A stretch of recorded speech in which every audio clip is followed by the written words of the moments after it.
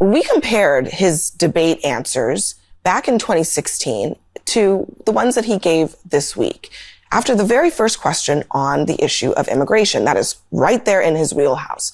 This week, as you'll see, he veers off topic several times. Well, first of all, she wants to give amnesty, which is a disaster and very unfair to all of the people that are waiting online for many, many years. We need strong borders. First, let me respond as to the rallies.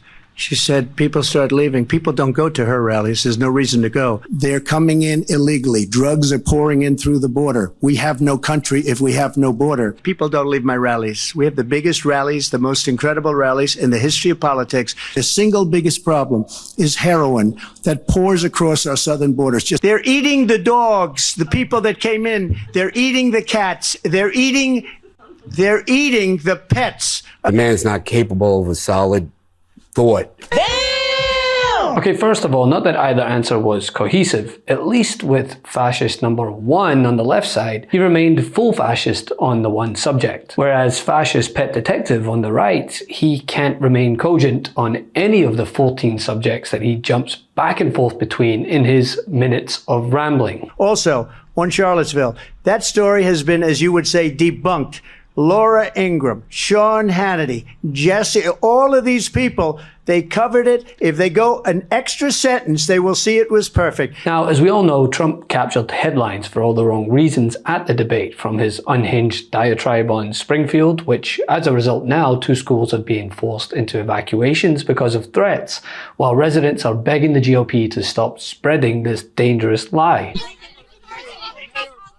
The mayor of Springfield, Ohio, the police chief, the Republican governor of Ohio have all debunked this story about people eating pets. And now there are bomb threats at schools and kids being evacuated.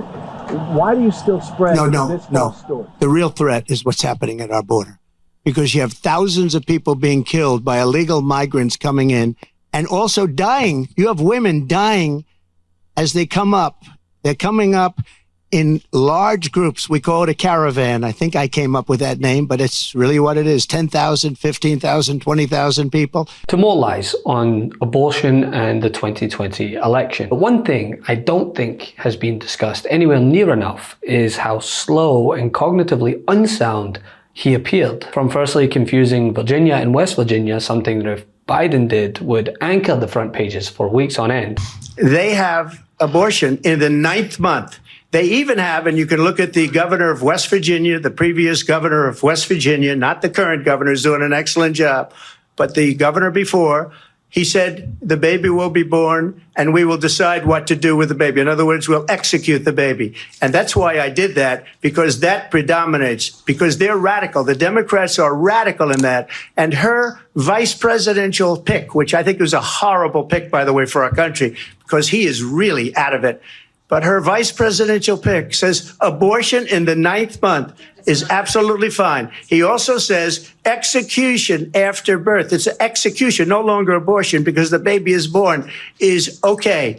And that's not okay with me, hence the vote. But what I did is something for 52 years. They've been trying to get Roe v. Wade into the states. And through the genius and heart and strength of 6 Supreme Court justices, we were able to do that. Now, I believe in the exceptions for rape, incest, and life of the mother. I believe strongly in it. Ronald Reagan did also. 85% of Republicans do. Exceptions. Very important. But we were able to get it, and now states are voting on it. And for the first time, you're going to see, look, this is an issue that's torn our country apart for 52 years. Every legal scholar, every Democrat, every Republican, liberal, conservative, they all wanted this issue to be brought back to the states where the people could vote. And that's what happened. Now, Ohio, the vote was somewhat liberal. Kansas, the vote was somewhat liberal, much more liberal than people would have thought.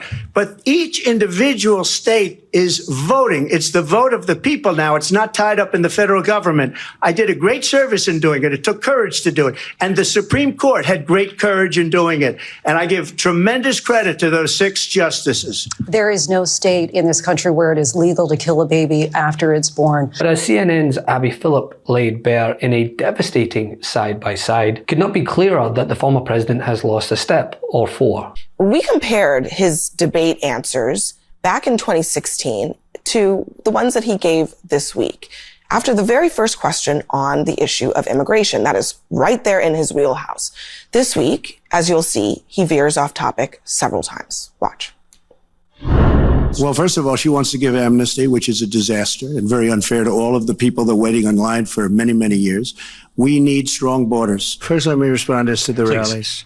She said people start leaving. People don't go to her rallies. There's no reason to go. They're coming in illegally. Drugs are pouring in through the border. We have no country if we have no border. People don't leave my rallies. We have the biggest rallies, the most incredible rallies in the history of politics. The single biggest problem is heroin that pours across our southern borders, just pouring and destroying their youth. And what's going on here, you're going to end up in World War III, just to go into another subject. What they have done to our country by allowing these millions and millions of people to come into our country. Now, I want to build the wall. We need the wall. The Border Patrol, ICE, they all want the wall. We stop the drugs. We shore up the border. In Springfield, they're eating the dogs, the people that came in. They're eating the cats. They're eating the pets of the people that live there. And once the border is secured, at a later date, we'll make a determination as to the rest. But we have some bad hombres here, and we're going to get them out. If she becomes president, this country doesn't have a chance of success. Not only success, we'll end up being Venezuela on steroids. Which only became more apparent in his most recent low-energy presser, mumbling his way through more lies about Ohio before threatening to withhold emergency disaster funds if he's to get elected as payback. And Gavin Newsom is going to sign those papers. And if he doesn't sign those papers, we won't give him money to put out all his fires.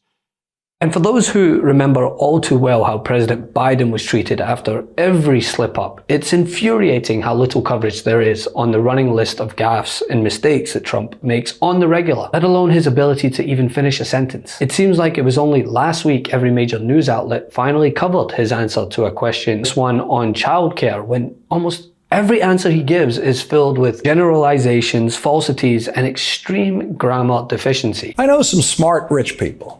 In fact, I think maybe all the rich people I know are smart. But there's a lot of stupid rich people. And New York's stupidest rich people gathered in one room today and proved how stupid they are with reactions like this. Caracas, Venezuela, has almost no crime. Next year, I'm going to suggest that the Economic Club hold its meeting in Caracas because we'll be safer than we are in our country if they win. We'll be far safer. Now just think about how stupid you have to be to say that. Then think about how stupid you have to be to clap for that. I think when you talk about the kind of numbers that I'm talking about, that because look, childcare is childcare. There's something, you have to have it. In this country, you have to have it. But when you talk about those numbers compared to the kind of numbers that I'm talking about by taxing foreign nations at levels that they're not used to, but they'll get used to it very quickly. And it's not going to stop them from doing business with us, but they'll have a very substantial tax when they send product into our country. Those numbers are so much bigger than any numbers that we're talking about, including childcare, that it's going to take care. We're going to have, I look forward to having no deficits within a fairly short period of time, coupled with the reductions that I told you about on waste and fraud and all of the other things that are going on in our country. Child care is child care. That guy talking isn't the problem. It's those people clapping that have brought this country to this crisis point in its history as a democracy. I would dare any of you to listen to his answer on childcare and tell me what the hell he was talking about. It was one of the more incoherent things I've ever heard. He thinks tariffs are going to pay for everything. We know that they're a tax on the consumer. But this really highlights a big problem that everyone is saying, well, Trump is so transparent and Trump's out there and that's all that matters. What matters is the content of what he's saying. And none of it is explainable. This issue, which is a big priority for people, obviously a central plank of what's going on in the Harris campaign, he doesn't have an answer besides tariffs. And J.D. Vance yesterday was talking about just have grandma and grandpa do more, that that's some sort of solution for people. He's going to have energy prices, drill baby drill, even though we're producing more oil than we ever have before, leading the world, more tax cuts for the rich, and tariffs are the only way that we're going to be paying for it. I mean, we need more segments like this, comparing him to his 2016 self, while, yeah, still very much dangerous in his rhetoric then, would at least be able to spend a few minutes hate spewing before moving on to his next subject. Whereas now the guy meanders his way from shark attacks to Hannibal Lecter. Maybe there really was one candidate who was too old to be president. Questions. On the debate, first of all, I know you've said that you will not do another debate. Some of your own Republican allies have come out and said that you missed the mark, that you missed No, excuse me. Most of my Republican allies had said I was great in the debate. You're just like, a lot of other people at Fox. Well, why don't you say 94% of the Republicans said I did phenomenally in the debate. Some said that I could have been tougher. I don't know how I could have been tougher when I said he's the worst president and she is the worst vice president in the history of our country.